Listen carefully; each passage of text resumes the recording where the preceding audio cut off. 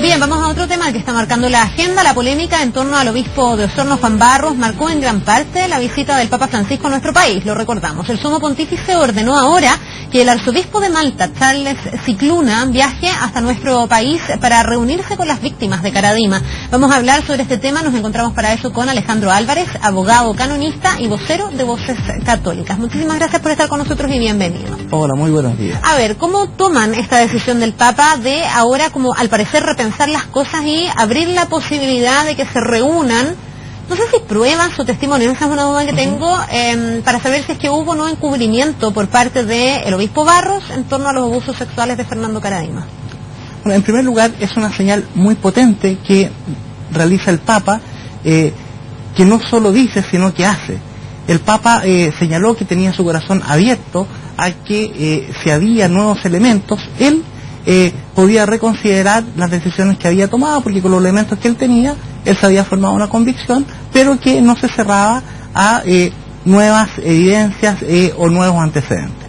Y esta designación del promotor de justicia lo que hace es precisamente poner a una iglesia que escucha a sus fieles, y eso es muy potente. Es decir, la iglesia se pone a disposición de los fieles, a todo aquel, a ti, a mí, a cualquiera, que tenga algún elemento que aportar, que le permita al Papa tomar una decisión distinta, y el Papa dice, yo estoy dispuesto a tomar esa decisión, pero necesito que me digan qué es lo que tienen y que aporten esos elementos, porque lo que yo tengo no me da pie para tomar una decisión distinta a la que he tomado. Ahora, es raro esto cuando uno lo contrasta con una información que se conoció previo a la venida del Papa, cuando en una carta que él dirigió a algunos sacerdotes, a algunos obispos, decía que iba a tomar acciones o que había un plan para darle un año sabático a Juan Barros, para sacarlo de sus funciones habituales y ponerlo en otro tipo de funciones, y que fue un plan que finalmente quedó en nada porque el nuncio le dijo a Barros y Barros al parecer se opuso. Hasta ahí uno pensaba que el Papa tenía cierta convicción o se había formado una opinión donde era necesario sacar a Juan Barros de Osorno. Después el Papa le entrega explícitamente su apoyo de manera bien taxativa, incluso calificando como calumnias, algo que después corrige, las acusaciones de las víctimas. ¿Por qué el Papa ha sido tan oscilante a juicio de ustedes? Digamos, una característica que me parece a mí muy propia de él, y es que él escucha. Efectivamente, en el primer momento, y lo refleja esa carta, había dudas sobre la conveniencia de nombrarlo o no, y estaban analizando alternativas. Luego de esa carta, evidentemente, y es lo que nosotros conocimos públicamente, se formó la convicción de que no había impedimento alguno, ni canónico ni civil, para nombrar a Juan Barros como obispo de Osorno. Y en la visita a Chile, con lo que las personas le dijeron, también dijo, ¿sabes qué? Aquí hay gente que dice que hay algo, entonces, y aquí es muy importante, el Papa se adelanta, porque no hay ninguna denuncia contra Barros, y eso es muy importante decirlo. No hay denuncia, ni civil, ni canónica, y el Papa se adelanta y dice, ¿sabes? Designa este promotor de justicia, y lo que queremos es que toda persona, cualquier persona, que tenga algún antecedente, algún dato, algún conocimiento que nos permita tomar una decisión distinta, que lo aporte. ¿A qué nos referimos cuando decimos que no hay denuncia? Lo que pasa es que el proceso canónico establece que se inicia a través de una denuncia, y que la puede hacer cualquier persona a través de las formalidades establecidas en el Código de Derecho Canónico, y que en términos prácticos, por ejemplo, un feligres de la parroquia X va a la parroquia, le cuenta al párroco, el párroco lo va a derivar a la autoridad pertinente, y ojalá por escrito, que mire, estos son los hechos, esto pasó, y ahí el obispo ordinario del lugar designa un promotor de justicia de esa diócesis para que investigue a quien, digamos, están denunciando. Pero eso, en el caso de Barros, no ha ocurrido. Y por lo tanto, este promotor de justicia es una indagatoria, o sea, es una investigación previa al proceso canónico, porque aquí no hay un proceso canónico, no hay denuncia. Entonces, lo que aquí va a hacer este promotor de justicia, Monseñor Cicluna, que, aprovecho de decirlo, es el experto que existe en la iglesia, o sea, no hay nadie más competente que él, ni más riguroso que él, para realizar esta investigación. Y él se va a reunir con todas las personas, él no depende ni de la conferencia episcopal, ni del arzobispo de Santiago, o sea, él viene mandado por la Santa Sede y va a investigar el tiempo que estime conveniente, en el caso, por ejemplo, de Maciel, que él investigó también, y pudo llegar a una conclusión. Se demoró un año en la indagatoria, no sabemos cuánto tiempo se va a demorar, no sabemos tampoco cuándo va a llegar, pero sí lo que sabemos es que tiene libertad y autonomía absoluta para investigar y reunirse con quien él estime conveniente y con todo aquel que se lo solicite. Esto es interesante. ¿Con quién se va a reunir? Porque en la visita del Papa supimos de una reunión que se habría generado con víctimas de Fernando Karadima, víctimas que no conocimos porque no fueron además las que destaparon en el fondo los abusos de Fernando Karadima, James Hamilton, Juan Andrés Murillo, Juan Carlos Cruz, que han sido como la cara más visible de ese caso. Fueron otras, se dijo que era anónimo, que no se quería dar a conocer esos nombres por también solicitud de las propias víctimas. ¿Se va a reunir este arzobispo con las víctimas más conocidas del caso Karadima? Porque me llama la atención que se diga que no hay denuncia, cuando yo entiendo que en la causa civil por encubrimiento en contra del arzobispado de Santiago y la Iglesia Católica están mencionados, no solo Barros, está mencionado también Coliatich, está mencionado Valenzuela, se dice que ellos estaban en la parroquia porque trabajaban... Pero es una causa de indemnización de perjuicios. O sea, la causa civil... ¿Ese tipo de denuncia no corre para el Vaticano? La causa civil... no, porque no es, o sea, en definitiva, ¿qué es lo que se hizo ahí? Lo que están pidiendo las víctimas es una indemnización de perjuicios, están pidiendo que se les pague por los daños sufridos. La Iglesia les propuso allanarse al pago, ellos no quisieron y continuaron con el procedimiento, pero no hay una acusación de encubrimiento. Y penalmente tampoco, canónicamente tampoco. Entonces, por eso, y el Papa lo que ha señalado, y en eso es muy consistente, dice, denme lo que tienen, cuéntenme, y yo puedo tomar una decisión distinta. Y eso es bien valioso, porque el Papa no está cerrado en su convicción, sino que dice, yo tengo, con los elementos que tengo, Barros es inocente, no hay elementos que me permitan suspenderlo del ministerio, sacarlo de la diócesis. Entonces que esté mencionado Juan Barros como un encubridor dentro, por ejemplo, de esa causa ante la justicia que usted me señala, no es algo que el Vaticano recoja inmediatamente, digamos. Eso hasta ahora no era considerado una denuncia, hasta ahora no es considerado una denuncia, y por lo tanto las víctimas tendrían que formalizar una denuncia contra Barros. En el caso del proceso canónico propiamente está establecido en este nuevo protocolo desde el año 2011, evidentemente que se requiere una acción de una denuncia, pero en este caso concreto, hoy, lo que el Papa es, él tomó la iniciativa, antes de que nadie denuncie, él manda a un promotor de justicia para que recabe antecedentes.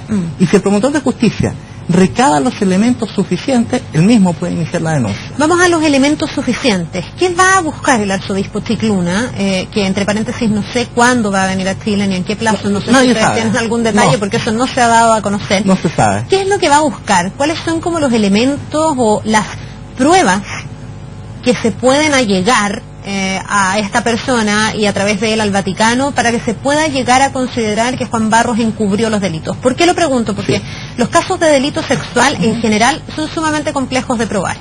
Y aquí no estamos hablando de delitos sexuales propiamente tal, sino que del encubrimiento de los delitos sexuales, o sea, más difícil de probar. Los testimonios simplemente de las víctimas son una prueba, son algo que el Papa va a considerar pertinente para formarse una opinión, o no es suficiente tener el testimonio de las víctimas, porque los testimonios están y son de conocimiento público. No sé si se va a poder aportar más detalle. ¿Eso es considerado una prueba contundente para la justicia vaticana finalmente? O sea, la declaración no basta, sino que el elemento con el cual se juzga es la verosimilitud, es decir, que esa declaración sea suficientemente creíble. Y para eso, y por eso esta indagatoria, se va a reunir con todas las personas que tengan elementos que no quieren. Incluso él tiene facultades para pedir reunirse con otras personas que no le hayan solicitado reunirse. Entonces, que estime conveniente, por ejemplo, podría solicitar reunirse con el propio Karadima y preguntarle, ¿estuvo o no estuvo? Y que diga, y así él podría reunirse con quien él estime conveniente. Hablando de eso, de que él podría reunirse con otros, me pregunto si esto tiene que ver solo con el obispo Juan Barros o también con los otros obispos formados por Karadima que han estado también en ese discurso público de las víctimas y que ya conocemos. Arteaga está fuera de funciones. Yo no sé si en este caso para la Iglesia, porque me imagino que ya no se puede sancionar de ninguna manera, no sé si eso se va a indagar, pero tenemos al obispo Coliatich y tenemos al obispo Valenzuela, que están en Maule y Linares. Contra ellos también se abre este espacio para que las víctimas pudieran decir si hay encubrimiento. ¿Se podría contrastar las versiones de estos obispos entre sí? Si usted me dice que incluso se podría llegar a hablar con Fernando Karadima para ver si es que él da algún antecedente que permita, me imagino, contrastar las versiones y formarse una idea? Sí, el promotor de justicia tiene libertad absoluta para reunirse con quienes estime conveniente y si, por ejemplo, da algunas declaraciones de algunas víctimas, estima conveniente reunirse con tal, se va a reunir con tal, y eso está dentro de sus facultades y es amplísimo, incluso nombres que quizás nosotros no sepamos, gente que ningún nombre que haya salido, él podría solicitar reunirse con esas personas porque tiene pruebas regulares. Pero es muy importante señalar que esto no es una investigación canónica propiamente tal, no es un procedimiento canónico, sino que es una etapa previa y que conceptualmente podemos hablar de una indagatoria, es decir, va a reunir los testimonios, todas las evidencias, y con eso va a tomar una decisión y va a informar de que hay aquí elementos o no hay elementos. Y recién ahí se abriría una investigación propiamente canónica. Y de ahí parte el proceso canónico propiamente tal. ¿Y eso puede demorar cuánto? Porque entre lo que se demore el arzobispo Chicluna hasta que se abra, si es que él considera que están todos los requisitos, se abra una investigación canónica o un proceso canónico, ¿cuánto podrías tener tú en caso de que el encubrimiento, por ejemplo, se constatara para dar una salida a esto que es como una herida abierta de la Iglesia? O sea, esto marcó la visita del Papa inevitablemente, digamos. Me pregunto cuánto resiste la situación abierta. O también si no podría haber aquí una dilación y en el fondo extender los plazos y que Juan Barros sigan usando. Me parece que no es la actitud del Papa porque esto es inédito mandar un promotor de justicia antes de que haya una denuncia. O sea, en el fondo el Papa aquí, él dijo que le aportaran pruebas nuevas y él toma la iniciativa, se adelanta y manda, oiga, ¿tiene elementos? Aquí está. Y con los elementos que reúna, vemos lo que hacemos. Entonces, lo importante aquí es que se va a poder esclarecer la verdad y con estos elementos va a poder zanjarse la verdad para todos y que, como dices tú, hay una herida abierta y hay que cerrar porque no podemos seguir viviendo en la Iglesia con este dolor, esta fractura, y el Papa recogió el pañuelo y designa este promotor de justicia y por eso estamos muy contentos. Me parece que es una muy buena señal, muy potente, y que estamos esperanzados y que es lo más importante, que se esclarezca la verdad para todos. Entendiendo que esto es un buen paso y que habla un poco de que el Papa repensó las cosas, perdón que me meta en una espiral un poquitito suspicaz o descreído o desconfiado. Yo me pregunto cuál es el rol que juega, por ejemplo, este arzobispo dentro de la Iglesia, si es o no un subordinado del Papa. Chicluna. ¿Cuál es su posición dentro de la Iglesia? Porque aquí también estamos hablando de alguien que forma parte de la cúpula de la Iglesia, ¿o no? O sea, todos nosotros, yo también soy parte de la Iglesia. No eres parte de la cúpula. pero no tengo... Eso de la Iglesia somos todos católicos de la Iglesia. Ahora, aquí hay una cúpula de poder de la Iglesia. Entonces, me pregunto, ¿qué tan independiente es este arzobispo para llevar adelante las investigaciones? Y hay algo que a mí, desde el mundo más laico, digamos, me resuena, que si en el fondo el Vaticano tiene la voluntad de que haya a lo mejor personas externas a la Iglesia que puedan determinar las verdades, porque hoy día hay desconfianza sobre la institución. No sé si a todos les da garantía, al Vaticano sí, por cierto, por eso lo hace, pero mirándolo desde afuera, si a todos les da garantía lo que vaya a determinar esta investigación, cuando, por ejemplo, hemos tenido a veces requerimientos desde la justicia ordinaria al Estado Vaticano, y el Estado Vaticano contesta que no va a entregar los antecedentes, y como la justicia vaticana es distinta y tiene como sus propias normas, eso se queda ahí. Pasó incluso con unos exhortos que se mandaron desde Chile al Vaticano y el Vaticano no entregó la información solicitada. Entonces, puede ser muy tranquilizador para la propia Iglesia, pero desde afuera uno se pregunta cuánta colaboración hay desde el Vaticano para esclarecer desde la justicia penal ordinaria si es que hay responsabilidad en estos delitos. Tampoco sé si hay interés de la justicia ordinaria porque estamos hablando de puros delitos prescritos. Bueno, es que ese es el punto. La justicia ordinaria, la justicia civil, ha sido totalmente impotente e ineficaz para seguir estos delitos. Entonces, desde el punto de vista de una verdadera construcción de justicia y de paz social desde el sistema civil, vemos que no ha resultado y no va a resultar precisamente por el problema de prescripción. En materia canónica, sí se ha condenado, y sí en el fondo los condenados están cumpliendo penas, y por ejemplo la prescripción que originalmente era de 10 años, en la Iglesia Católica, este mismo Monseñor Chicluna, estableció que de 10 años fuera a 20 años, es decir, cuando la víctima cumplía 18 años, transcurridos 20 años, todavía ahí recién opera la prescripción. Pero más aún, la Congregación para la Doctrina de la Fe tiene la facultad de levantar la prescripción, que fue lo que pasó en el caso Caraíma, y que permitió condenarlo y que esté efectivamente recluido, aunque la iglesia no tiene cárceles, pero está recluido en un hogar de ancianos donde no tiene contacto con las personas y está suspendido de su ministerio sacerdotal y cumpliendo una pena que la justicia civil no pudo ejecutar precisamente porque está prescrito. Ahora, entonces, cuando la justicia en alguno de estos casos requirió información, el Vaticano no la envió. ¿Se mandaron exhortos al Vaticano? Es que los procesos son dos cosas distintas y hay un tema que es importante distinguir de los fueros. Está el fuero externo y el fuero interno. Los procesos canónicos tienen relación y dicen relación con el fuero interno, y en eso el Código de Derecho Canónico establece medidas muy severas respecto del sigilo y el secreto respecto de las víctimas, porque si se entrega información se dejan en evidencia a las víctimas, y muchas víctimas piden, y lo que pasó con, por ejemplo, los que se reunieron con el Papa cuando estuvo acá en Chile, no quieren ser expuestos en los medios, no quieren que se sepa lo que les pasó, sino que quieren una solución, y que la Iglesia a través del procedimiento canónico se lo entrega, pero hay un elemento que no es compatible con como traspaso de datos, así como aquí están las declaraciones de este caso canónico. Eso no ocurre y no va a ocurrir. Ahora, me imagino que una cosa es la exposición mediática, etcétera, y otra cosa es el traspaso de información a la justicia ordinaria para poder activar la persecución penal de sacerdotes pederastas. Pero ahí el protocolo es muy claro. Cuando hay elementos suficientes, lo que dice es que se inicia el proceso canónico y al mismo tiempo el proceso civil y penal que corresponde. Ahora, yo ahí tengo una duda, porque en algunas informaciones más del exterior, porque en Chile no monitoreamos tanto estos temas, pero en Italia y en otros lugares de Europa obviamente hay vaticanistas que están súper encima, y yo no sé si es cierto o no, pero la información que yo leía era que por mandato del propio Papa, en el momento en que se ordena o se está formando a los futuros obispos, el Vaticano ha fijado que no es su obligación el llevar las denuncias a la justicia civil de cada país.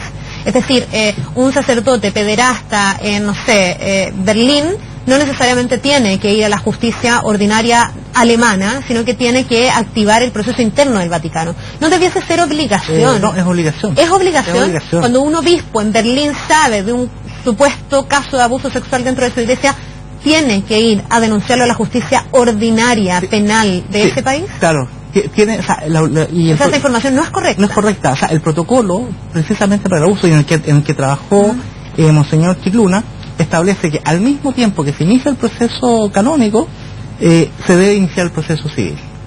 O sea, y es muy importante porque es necesario que se persiga la responsabilidad, porque estamos hablando de delitos. Y ahí sí se comparte información entonces entre el Vaticano y la justicia. O sea, si la justicia son procesos distintos. Porque el proceso. No, pero la justicia pedirá antecedentes al Vaticano. Pero no, es que ahí hay algo yo. Se trata de dos fueros. Uno es el fuero externo, civil, y otro es el fuero interno canónico.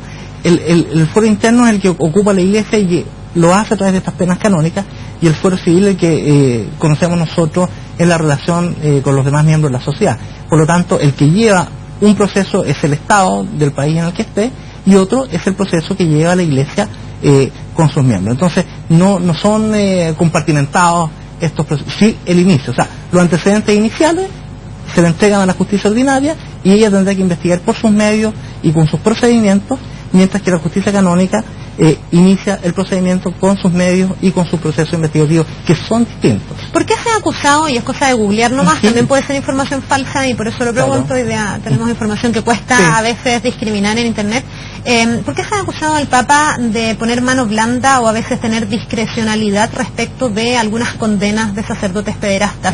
Lo pregunto también por una señal que hizo ruido antes de la visita, que fue que el Papa ofició la misa, por ejemplo, de Bernard Law, que era este arzobispo de Boston, que es incluso el que inspira la película Spotlight, también acusado de encubrir delitos de abuso sexual. A muchos les hizo ruido. ¿Por qué el Papa va a despedir a un encubridor de pederastia, finalmente? ¿Por qué oficia esa misa? ¿Y cuánto se puede hacer en nombre de la misericordia? Que yo entiendo tiene un rol dentro de la doctrina católica, pero también podría ser un espacio de impunidad. Entonces, ¿cuánto hay de cierto de eso? De que ha habido a lo mejor reducción de condenas, se acusa al Papa de eso, yo no sé si es cierto o no. ¿Y cómo se explica, por ejemplo, eso? Que haya ido al funeral de Bernard Law, que lo haya oficiado y que haya misericordia para personas que le han hecho daño, no solo a niños, sino que a la Iglesia también. Sí. Bueno, lo primero, efectivamente, a todos nos pasa que tenemos una sensación de que las penas canónicas son como blandas. Porque, por ejemplo, el que una persona esté recluida en un hogar de ancianos, a uno no le parece tan duro para todo el daño que causó. Yo sé que hay mucha gente que quizás le gustaría lapidar a Caraema. O por lo menos que estuviera preso. Claro, pero la justicia civil... Sabemos que hay un tope con la justicia civil. Y la justicia y la iglesia no tiene cárceles. Y no, digamos, no está... Y sus sanciones no van en esa línea, sino que en la línea de la corrección de la persona. Y evidentemente que repare el daño de alguna manera, porque sabemos que el daño es irreparable. Entonces, claro, la sensación que todos tenemos es que, pucha, o sea, es una pena, pero pareciera ser que son tan blandas. Y efectivamente, porque las penas canónicas no apuntan a aplastar a la persona, sino que hay que cambie, que reconozca y que enmiende este tremendo daño que causó.